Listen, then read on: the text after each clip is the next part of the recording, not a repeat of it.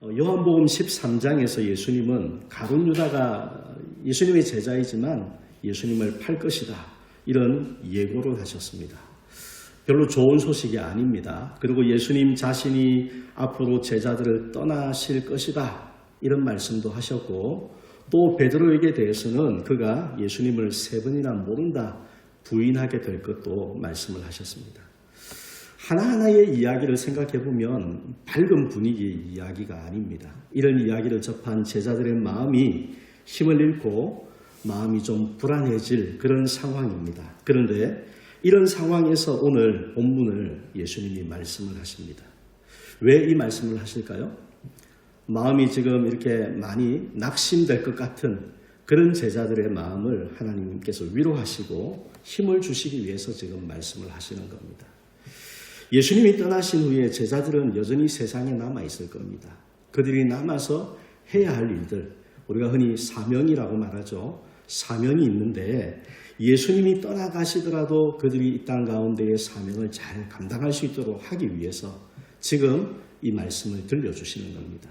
생각해보면 그때의 제자들이나 또 오늘 세상을 살아가는 우리 성도들이나 주님께서 부탁하시는 이 믿음에 대한 이야기를 잘 들어야 할 분명한 뜻이 있습니다. 이러한 믿음을 잘 준비해야만 하나님께서 우리에게 바라시는 뜻을 세상에서 감당하며 살아갈 수가 있습니다. 우리 말씀 속에서 우리가 가져야 할 믿음이 무엇인가 함께 확인을 하시고 그 믿음을 가지고 날마다 살아가는 귀한 성도가 되실 수 있기를 간절히 축복합니다. 자, 믿음으로 사는 성도, 먼저 필요한 것은 근심하지 말아야 한다는 겁니다. 한번 읽어봅시다. 근심하지 말자. 자, 1절 말씀입니다. 너희는 마음에 근심하지 말라. 하나님을 믿으니 또 나를 믿으라. 자, 우리 성도님들 중에 나는 근심이 전혀 없다, 그렇게 살아가시는 분 계십니까? 나는 염려라는 거는 전혀 모르는 그런 삶을 살아간다, 계시는가요? 아마 겉으로 표시는 안 내더라도 마음속에는 뭔가 좀 염려되는 부분, 또 신경 쓰이는 부분, 근심되는 부분이 생길 때가 있을 겁니다. 오늘 본문에 대한 배경을 앞서서 말씀드린 것처럼 제자들은 다가오는 근심이 많았습니다. 그 중에서도 그들의 가장 큰 근심이 되는 것이 무엇이었겠습니까? 그들과 3년 반을 함께 하시던 예수님이 떠나가신다는 것. 예수님이 더 이상 우리와 함께 계시지 않는다는 것, 이것이 제자들의 마음에 가장 큰 근심거리였습니다. 그래서 염려하고 있을 이 제자들을 향해서 주님께서 마음에 근심하지 말라, 그렇게 말씀하셨습니다. 여러분, 마음이 어디에 있습니까? 마음이 어디에 있을까요? 보통 여기 하시죠. 여기일 수도 있고 여기일 수도 있습니다. 생각 속에 거기가 우리의 마음의 자리일지도 모릅니다. 어쨌든 마음이라는 건 다른 것보다 우리의 진심, 우리의 어떤 본심, 본질, 이런 의미를 나타낸다고 생각을 하면 됩니다. 무슨 말이냐면은 겉으로 아무리 괜찮은 척하고 살아도 내 속에 드러내지 않은 어떤 불안함을 가지고 염려하고 두려워하며 살아간다면 모두가 다 해당된다는 겁니다. 그 모든 사람들, 그 모든 제자들을 향해서 예수님이 마음에 근심하지 말라, 그렇게 말씀을 하셨습니다. 제자들을 향해서 예수님이 그들을 위해서 떠나신다, 그렇게 말씀을 하시는데 우리 2절과 3절을 한번 보시겠습니다. 내 아버지 집에 거할 곳이 많도다. 그렇지 않으면 너희에게 일렀으리라. 내가 너희를 위하여 거처를 예비하러 가노니 가서 너희를 위하여 거처를 예비하면 내가 다시 와서 너희를 내게로 영접하여 나 있는 곳에 너희도 있게 하리라. 여러분, 이 말씀은 예수님이 제자들 곁을 떠나가실 건데 떠나시는 이유를 말씀해 주시는 겁니다. 그 이유를 2절에 보니까 너희를 위하여 거처를 예비하러 간다, 그렇게 말씀합니다. 거처는 그들이 있을 곳을 말씀하시는 것이죠. 그런데 세상이 아니라 하나님 나라에 있을 곳을 예비하러 가신다, 그 말씀을 하는 겁니다. 앞으로 그들이 살게 될 곳, 장차 가게 될 곳, 영원히 그할 천국에 그들이 머물 곳, 그곳을 예수님께서 너희를 위해 준비하러 가신다, 이것이 떠나시는 이유라고 말씀을 하고 있습니다. 제자들 곁을 떠나시는 건 분명합니다. 하지만 그들을 위해서 떠나시는 겁니다. 그러니 염려하지 말아라. 그렇게 말씀을 합니다. 그리고 3절에서는 그렇게 지금은 떠나시지만 모든 것을 다 준비하면은 다시 오시겠다라고 약속을 하십니다. 그리고 뭘 하십니까?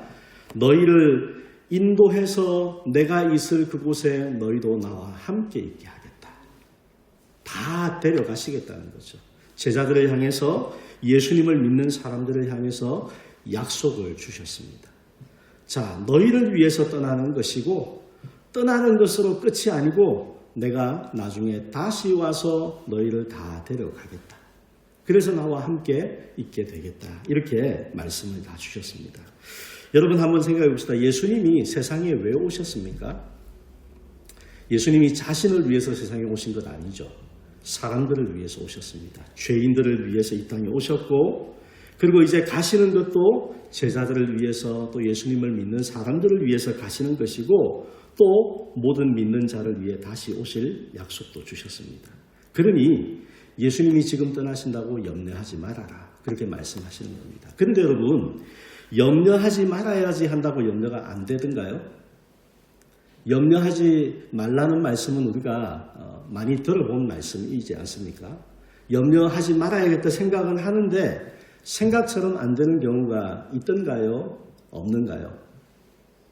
있죠.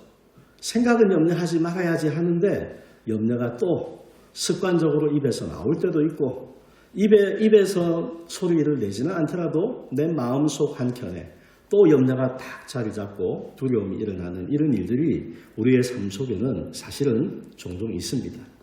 그런 그들에게 예수님이 염려하지 않을 수 있는 방법을 알려주십니다. 그 방법이 무엇입니까? 너희는 마음에 근심하지 말라. 하나님을 믿으니 또 나를 믿으라. 그렇게 말씀하셨습니다.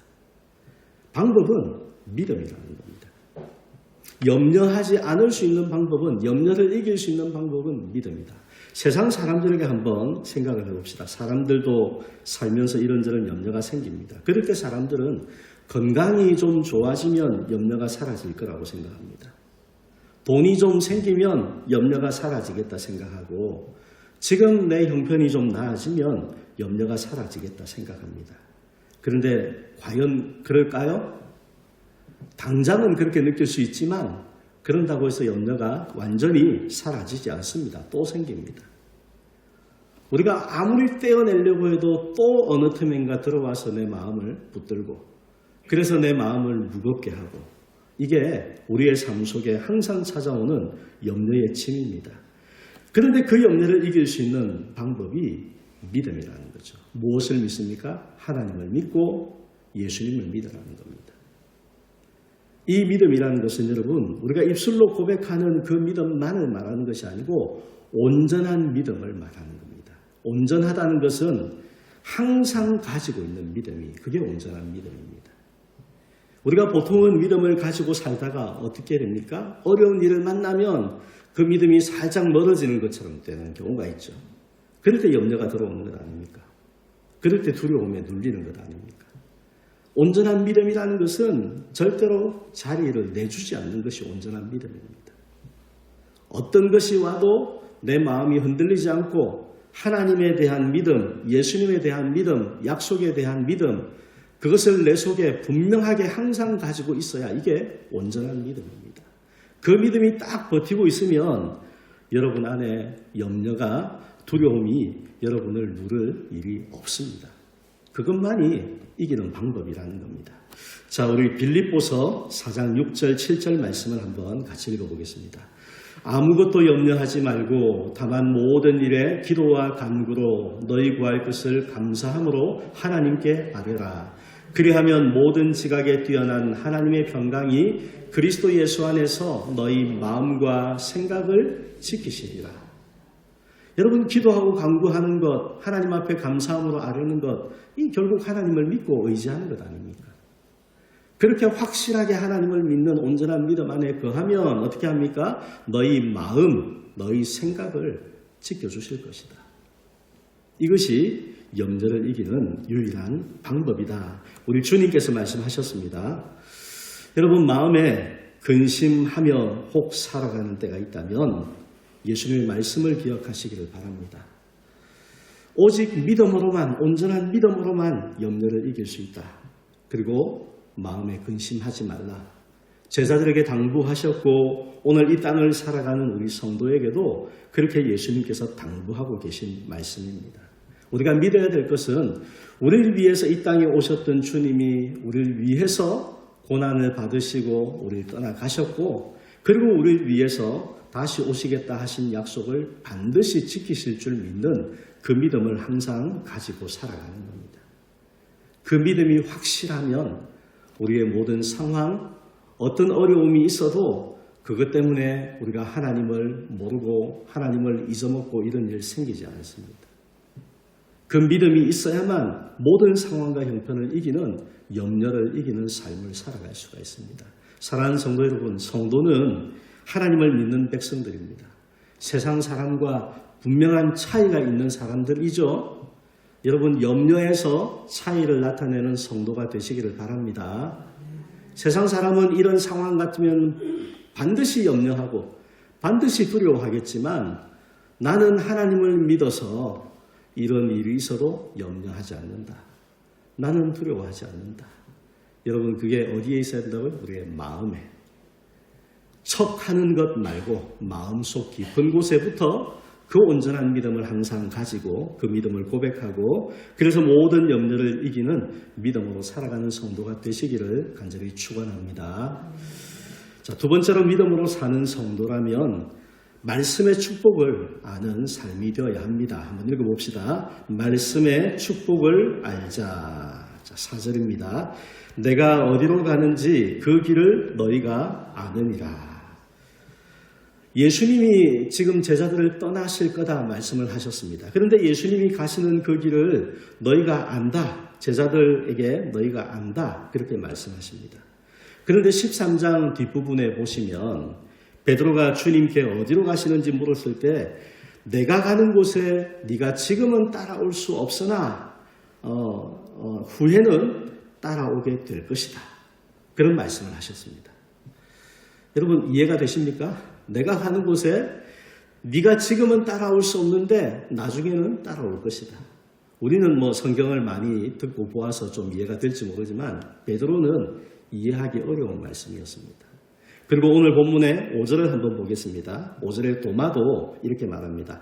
도마가 이르되 주여 주께서 어디로 가시는지 우리가 알지 못하거늘 그 길을 어찌 알겠사옵나이까. 자, 베드로도 그리고 도마도 다른 제자들도 마찬가지일 겁니다. 그들은 예수님이 하시는 말씀을 지금 다 이해하지 못했습니다. 맞죠? 이해하지 못하고 있습니다. 그런데 예수님은 뭐라고 합니까? 너희가 안다 말씀하십니다. 예수님은 현재 너희가 지금 안다 이런 투로 말씀을 하셨지만 지금 제자들은 알고 있습니까? 모르고 있습니까? 모르고 있습니다. 그런데 왜 예수님은 안다라는 표현을 쓰셨을까요? 너희가 분명히 알게 될 것이다. 그것을 확실하게 표현하기 위해서 안다라고 말씀하신 겁니다. 지금은 잘 모릅니다. 그런데 알게 될 것이라는 거죠. 확실히 알게 될 것이다. 여러분, 예수님의 말씀이 분명히 이루어졌습니다. 지금은 이해하지 못하던 이 제자들이 오순절 성령 강림 사건이 있고 나서 어떻게 됩니까? 그들이 마음에 확신을 가지게 되고 예수님이 하셨던 말씀을 깨닫게 되고 예수님을 온전히 믿는 믿음을 가지고 담대하게 주님을 전가하는 삶으로 변화된 그 모습을 보면 알 수가 있습니다. 지금 예수님 곁에 있을 때는 모르고 있지만 성령 강림 사건이 있고 나서는 분명히 알게 된 예수님이 말씀하신 것처럼 그들이 알게 되는 것을 성경이 보여주고 있습니다. 하나님은 범죄한 세상을 불쌍히 여기고 구원의 기회를 주셨습니다. 사실은 세상이 죄를 지어서 죄의 대가인 죽음의 벌을 받아야 되는데 그 벌을 내리면 그만일 수 있습니다. 하나님 편에서는. 그런데 하나님은 그렇게 그냥 벌 내리고 끝내기를 원하지 않으셨습니다. 그래서 어떻게 합니까? 아들을 세상에 보내셔서 아들을 통해서 우리가 구원을 받을 수 있는 기회를 만들어 주셨습니다. 그런데 여러분, 어떻게 해야 하나님이 주시는 구원을 받을 수 있느냐? 하나님의 구원의 방법을 알고 그 방법을 따라야 되죠. 그런데 여러분, 사람들은 그것을 그냥 알기가 쉽지 않습니다. 자, 하나님에 대해서 사람들이 알 수 있는 하나님이 하나님을 알도록 해주는 것을 계시라고 합니다. 계시. 우리 성경에 계시록이 있죠. 그런데 사람들이 알지 못하는 것을 알게 해주는 하나님이 알게 해주시는 것을 계시라고 하는데 보통 이 계시라는 것의 두 가지를 이야기합니다. 하나는 일반 계시, 하나는 특별 계시. 조금 어려울 수 있지만 설명을 좀 하겠습니다.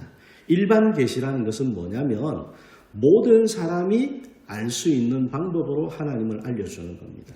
예를 들면 이 세상을 하나님이 창조하셨죠. 하나님이 창조하신 세상이 돌아가는 모습을 보면서 그 속에서 하나님을 알 수 있는 기회가 있다는 겁니다. 이게 일반 계시의 방법입니다. 하나님이 만드신 세상을 보면서 그 속에서 하나님을 알게 되는 것, 일반 계시의 방법인데 여러분 그렇게 해서 하나님이 계신 줄 알 수도 있습니다. 그러나 그렇게 자연을 바라보는 것만 통해서 하나님이 어떤 분이신지, 하나님이 어떤 일을 하시는지, 우리에게 어떤 약속을 주셨는지 그걸 알기는 어렵습니다. 그렇죠? 일반 계시라는 건 그런 겁니다. 혹시 신이 있다, 이 정도는 알 수 있을지 모르지만 하나님이 계시다, 이 정도까지 알게 될지 모르지만 구체적으로 알기는 어렵습니다. 그래서 하나님이 우리에게 주신 것이 특별 계시입니다. 이 특별 계시가 뭘까요? 여러분이 보고 계시는 성경입니다. 성경은 왜 특별 계시냐? 하나님 자신에 대해서 상세하게 우리에게 다 알려주시도록 기록을 해주셨기 때문에 특별 계시다라고 말하는 겁니다. 자연을 보면서는 하나님을 자세하게 알 수 없지만 성경을 보면 다 알 수 있습니다. 우리에게 보여주신 만큼은 다 알 수 있습니다. 하나님이 세상을 창조하셨고 왜 이 땅 가운데에 죽음이 오게 되었고 그 죽음의 문제를 해결하기 위해 어떻게 하나님이 아들을 세상에 보내셨고 우리가 어떻게 해야 구원을 받는지 모든 것을 여러분 성경에 기록해 주셔서 이 특별 계시를 우리에게 허락하셨는데 믿지 않는 세상 사람이 성경을 보면은 이해가 잘 될까요? 안 될까요? 잘 안 됩니다. 성경을 읽어도 다른 소리를 하는 경우가 많습니다. 그런데 여러분은 성경을 읽으면은 하나님에 대해서 믿음이 생기나요? 하나님이 도무지 믿을 수 없다 이런 말이 나옵니까? 성경을 보면 하나님에 대한 믿음이 생기죠. 하나님이 하셨다고 기록된 성경의 말씀을 보면서 깨닫는 기쁨을 경험하시죠.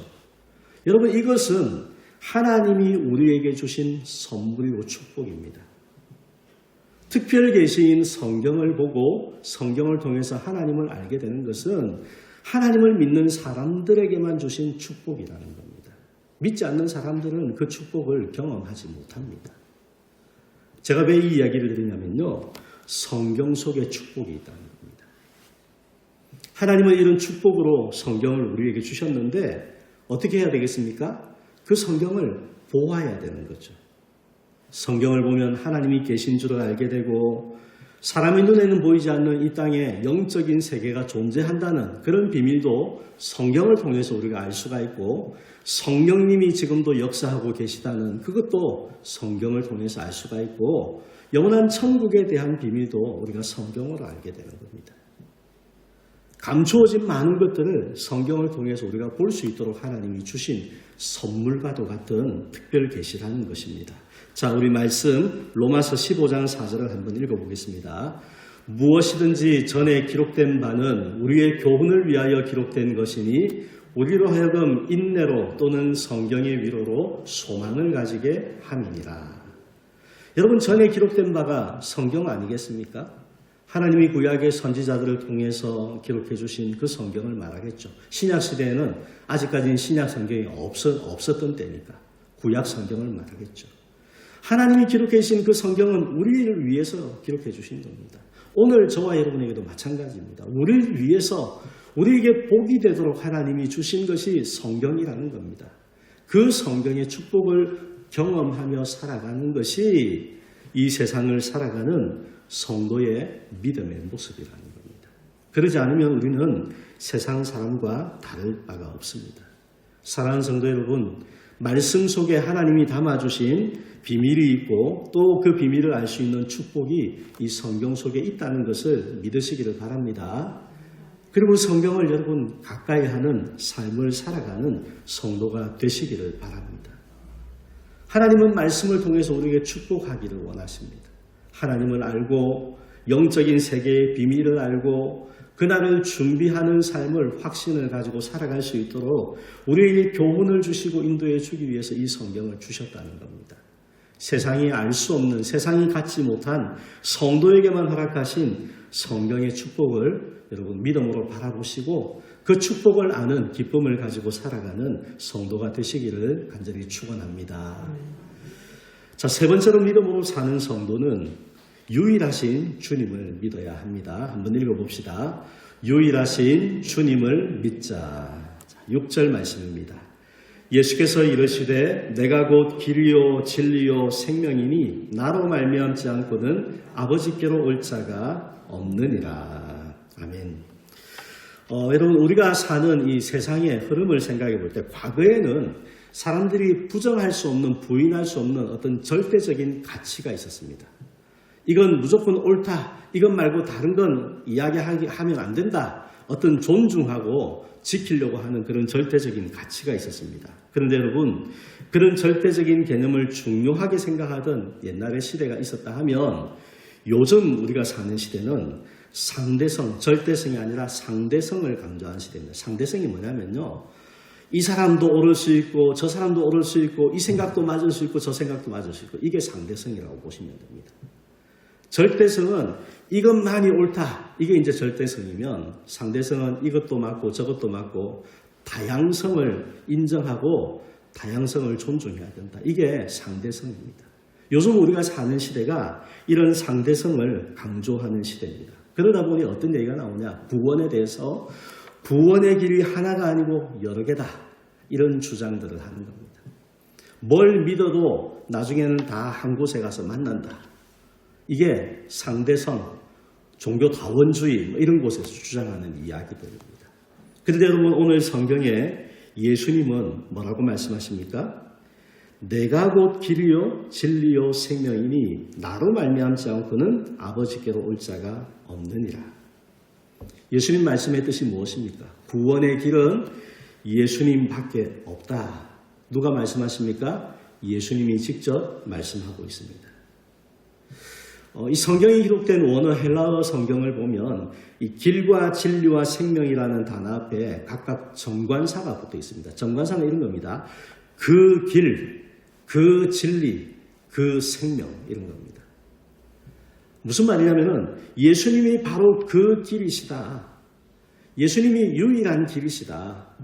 예수님이 그 진리, 유일한 진리이시고 그 생명, 유일한 생명이시다. 구원의 유일한 길 예수님이시다. 그렇게 말씀하고 있는 겁니다. 예수님께서 직접 내가 구원의 유일한 길이다. 성경이 계시라고 했지 않습니까? 예수님도 자신에 대해서 스스로 계시해서 보여주신 겁니다. 이처럼 분명하게 말씀이 기록하고 있고 또 사도들의 증거를 우리가 볼 수 있는데 사도행전 4장 12절을 보면 공회 앞에 잡혀간 베드로와 요한이 담대하게 선포하는 말씀입니다. 한번 읽어봅시다. 다른 이로서는 구원을 받을 수 없나니 천하 사람 중에 구원을 받을 만한 다른 이름을 우리에게 주신 일이 없음이라 하였더라. 아멘. 다른 이로서는 구원을 받을 수 없고 다른 이름을 우리에게 주신 일이 없다. 이게 무슨 말입니까? 하나님이 구원받을 수 있는 이름을 하나만 주셨다는 겁니다. 그 하나의 이름이 누굽니까? 예수님이라는 거죠. 사도들이 그들을 협박하고 겁주는 그 무시무시한 공회 앞에서 성령을 힘입어서 담대하게 이 사실을 선포했습니다. 누가 이 얘기를 하게 한 겁니까? 하나님께서 이 얘기를 하게 하신 거죠. 하나님을 믿으니 하나님이 그들 가운데 확신을 주시고 그 하나님을 힘입어서 이렇게 선포한 건데 우리에게 하나님께서 이 말씀을 들려주시려고 하게 하신 것 아닙니까? 그 당시에 사람들에게도 들려주시는 거고 또 기록된 성경을 통해서 오늘 우리에게도 들려주시려고 하나님이 이 말씀을 하게 하신 것 아닙니까? 사랑하는 성도 여러분, 주님의 말씀을 또 사도들의 하나님께서 그들에게 주신 그 증거를 여러분 마음에 믿음으로 받으시기를 바랍니다. 이 세상은 상대성을 강조한다 했습니다. 이 사람도 맞고 저 사람도 맞고 누구의 말도 다 그냥 존중해주고 다 인정해주고 그러자라고 얘기하지만 그래야 할 부분도 있을 수 있습니다. 하지만 여러분 모든 것을 다 그렇게 할 수는 없는 겁니다. 진리 문제만큼은 양보할 수 없는 겁니다. 예수님의 말씀을 기억합시다. 내가 곧 길이요 진리요 생명이니 나만 유일한 구원의 길이다. 주님 말씀하신 이것을 우리의 마음 가운데 확실히 믿어야 되고 세상에게 말해줄 수 있는 성도가 되시기를 바랍니다. 사람들은 다른 이야기를 할 겁니다. 요즘 교회에 대해서 그런 말들을 하죠. 어느 종교도 이렇게 서로 화합하고 포용하고 이런 얘기를 하고 저기도 그런 얘기 하는데 왜 유독 기독교만 구원의 길은 하나밖에 없다고 그렇게 너그만 고집을 부리냐 이런 말을 합니다. 그러면서 교회는 좀 모난 종교다 그런 말을 하는데요. 여러분 맞습니다. 근데 그 모난 게 옳은 겁니다. 기억하시기 바랍니다. 진리 문제에 대해서는 그렇게 예수님밖에 없다라고 세상이 볼 때는 모났다라고 말하는 그게 옳은 겁니다.